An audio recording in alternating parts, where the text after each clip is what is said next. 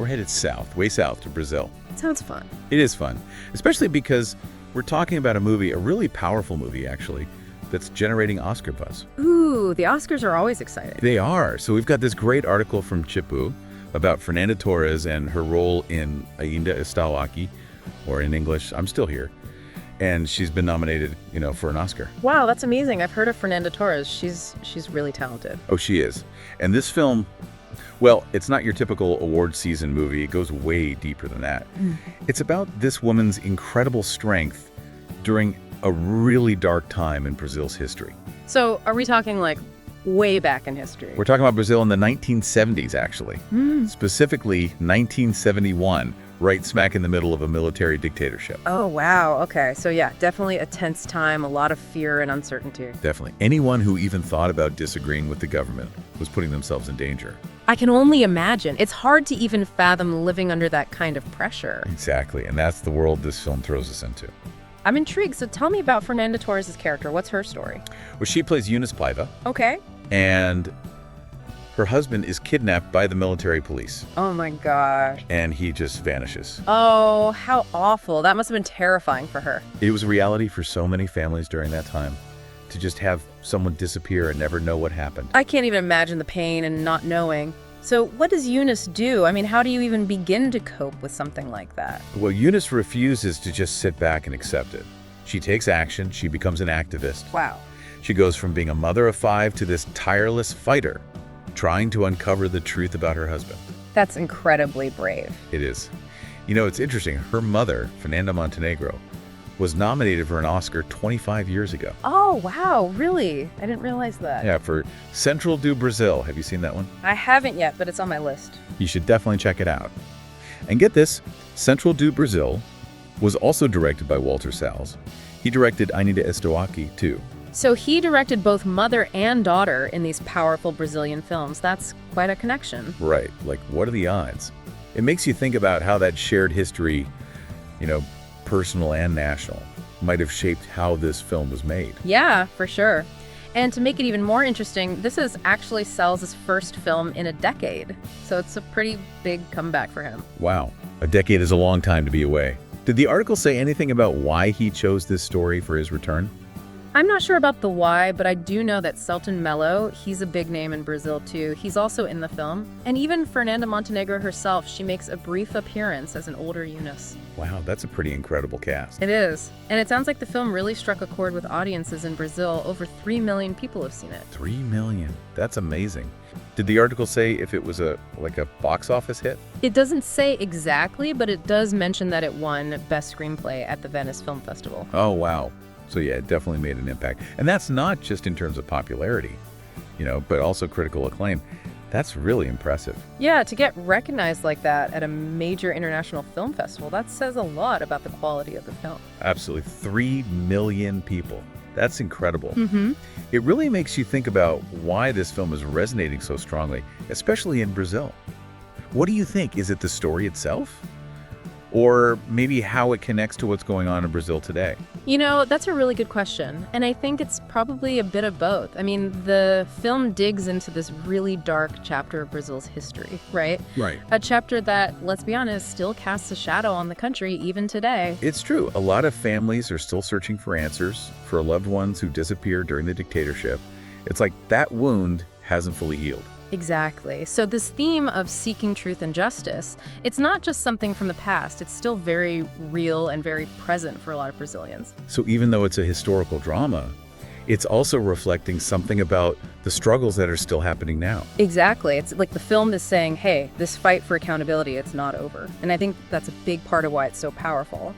It connects Eunice Paiva's personal story, her very real struggle, to these larger issues that are still playing out in Brazilian society.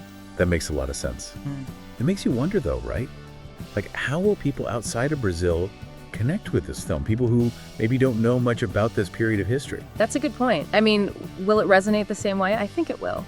Because at its core, Eunice's story is a human story.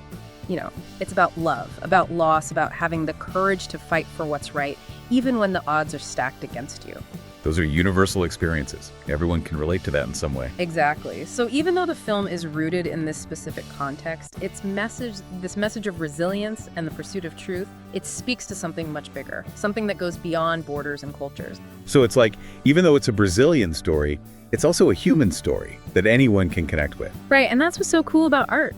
Yeah. You know, it can bridge those gaps and connect us through emotions and experiences that we all share. Speaking of art, the article mentioned how the film's visual style adds to its impact, like how it's shot, how it looks. Can you talk a bit about that? Oh yeah, the cinematography in Ainda Estou Aqui is stunning. It's like Salles really knows how to use light and shadow, how to frame shots to create this tension. You can feel the oppressive atmosphere of the dictatorship just from the way the film looks. Like, you can sense the danger lurking around every corner. Exactly. But it's not just about creating a mood of fear, right? There are also these moments of beauty, these glimpses of hope that shine through. Oh, I like that. So it's not all doom and gloom. No, definitely not. It's this balance, this play between light and shadow, between despair and resilience that makes it so visually captivating. And I think it mirrors the story itself, you know, like even in the darkest times, there's always a flicker of hope. That's a powerful message. And it makes you think about Fernanda Torres' performance as Eunice. I mean, to portray a woman going through so much pain, so much loss, and still finding the strength to fight back, that must have been incredibly demanding. Oh, absolutely. To bring that kind of character to life, you need an incredible range of emotion. You need vulnerability, rage, and this unwavering determination all at the same time. And Torres, well, she just nails it. She does. She does. It's raw, it's authentic, it's heartbreaking, and inspiring all at once. You know, it's interesting because, well, her mother played Eunice too, right? In Central do Brazil. It's almost like we're seeing two sides of the same woman, different stages of her life. Right. Isn't that fascinating? Like, they're both contributing to this portrait of Eunice Paiva, this woman who just refused to be silenced. Yeah, and it adds another layer to both films, don't you think? Like, they're in conversations with each other across time, exploring this legacy of fighting for truth and justice in Brazil. Like a family legacy, not just on screen, but in real life too. Exactly. And it makes you think about the legacy of this film itself. Like, how will Ainda Estou Aqui be remembered? I think it has the potential to be a real landmark film, a film that confronts a difficult past, but also offers hope and reminds us that even in the face of injustice, the human spirit can endure, you know? It makes you think. And with Fernanda Torres' Oscar nomination, the film is reaching a global audience, right? Right. So this story, it's shining a light on this crucial chapter in Brazilian history, but it's also speaking to something much bigger, something universal. Totally. It's amazing how a story rooted in such a specific time and place can have such a widespread impact, you know? It really is. It speaks to the power of storytelling. Ainda Estou Aqui manages to weave together the personal and the political, the intimate and the epic. It creates a narrative that just resonates on so many levels. Absolutely. It's more than just a story, it's an experience. Yeah. And you mentioned the visuals earlier. I'm curious to hear a bit more about how they contribute to the film's impact. Yeah, the cinematography is truly something special. Salles and his team, they've created this visual language that perfectly captures the tension and unease of life under a dictatorship. The way they use light and shadow is particularly striking. It's like you can almost feel the weight of surveillance, the constant threat of violence, just from the way the film looks. It's like you can feel that oppressive atmosphere closing in, heavy. Exactly. But you know, it's not just about creating a sense of fear and paranoia.